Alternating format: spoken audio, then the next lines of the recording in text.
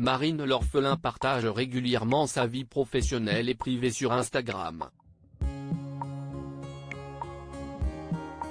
Des stories auxquelles ses abonnés se réagissent souvent.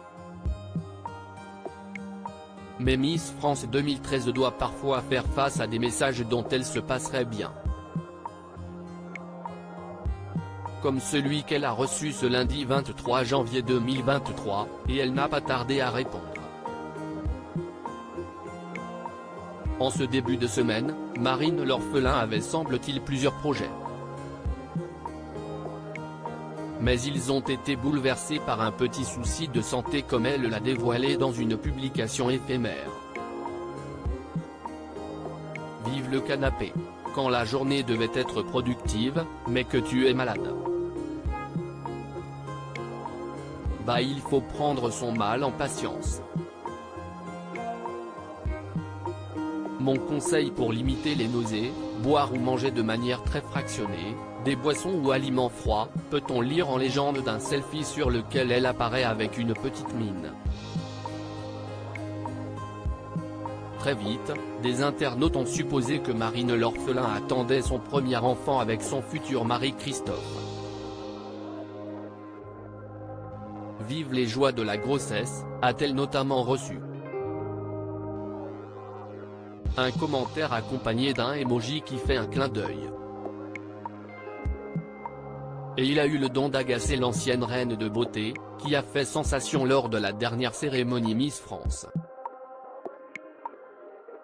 Elle a donc répondu, « Alors je sais que ce n'est pas malveillant de votre part. Mais comment pouvez-vous toujours poser cette question à une femme en 2022 ? J'ai reçu des dizaines de messages dans ce sens. » Doit-on encore et toujours répéter que cette question est inappropriée ? Pourtant, j'en ai vu des témoignages, des coups de gueule pour dire stop. Et oui, il vaut mieux s'abstenir de faire des suppositions, car on ne sait pas ce que vit la personne réellement dans sa vie perso et sa vie de couple. Bref. Nombreuses sont en effet les personnalités à avoir subi la pression du public sur le sujet d'un éventuel bébé. Laurie Tillman par exemple en a déjà parlé à l'époque où elle était encore en couple avec Juan Arbelay.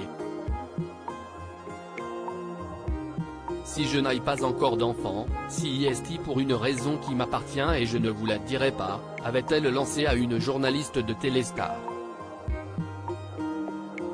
Elle en avait également parlé en novembre 2021 dans son podcast Comment tu fais ? On est le 2 juillet.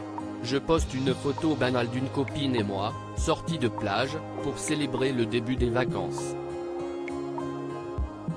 Et là, si est le drame, une déferlante de commentaires, de félicitations et d'articles annonçant ma grossesse s'abattent sur la toile. Pour la première fois de ma vie, je me sens dépossédé de mon corps, de mes ovaires, de mes règles, de mon propre cycle. De ma vie en fait, disait-elle notamment.